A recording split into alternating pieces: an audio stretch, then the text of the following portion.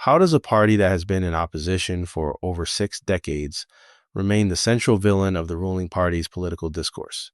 And what does that strategy reveal about how power actually operates in contemporary democracies? Drawing on Küçükali's 2014 article in the Journal of Language and Politics, this video examines how historical path-dependency, in the case of Turkish politics, has been transformed into a remarkably successful discursive strategy. This study started from a simple observation. The AKP, in continuous power since 2002, kept attacking the CHP through arguments rooted in the 1923 to 1946 single-party period. The temporal gap is striking. Why and how does a discourse about events from 8 decades ago perform real political work today? 3 discursive strategies guided the analysis: nomination, predication, and argumentation. Particular attention went to 2 topoi. The topos of history claims that past experience warrants present action. The topos of burden constructs the opponent as an obstacle that must be removed for the polity to progress. A third device, the topos of reality, operates through statements like tin is tin to naturalize and essentialize political identity.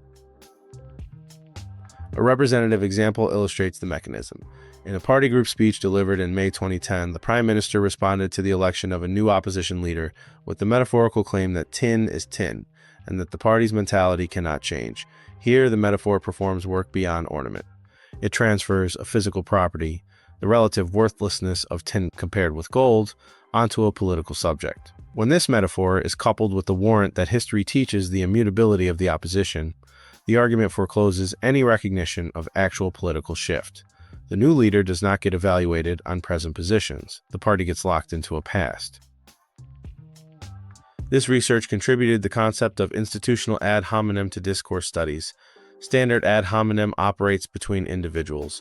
The institutional variant targets a collective political subject through its historical attributes, transferring discredit from past to present without examining present action. The concept travels beyond the Turkish case. Parallels are noted with the German Die Linke, Hungarian MSCP, and Indian INC, where associations with its predecessor party are mobilized through a comparable logic.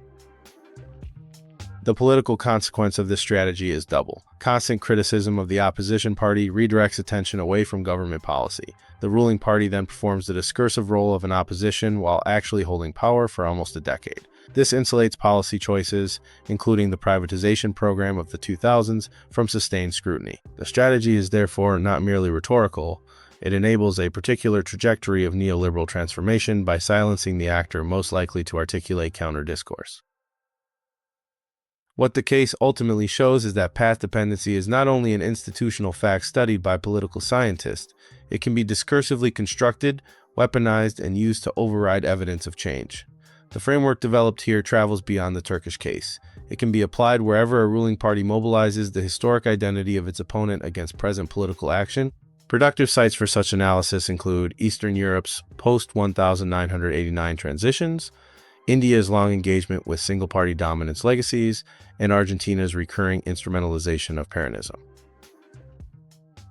If you want to learn more about the uses of history as a political strategy, you can download the article for free.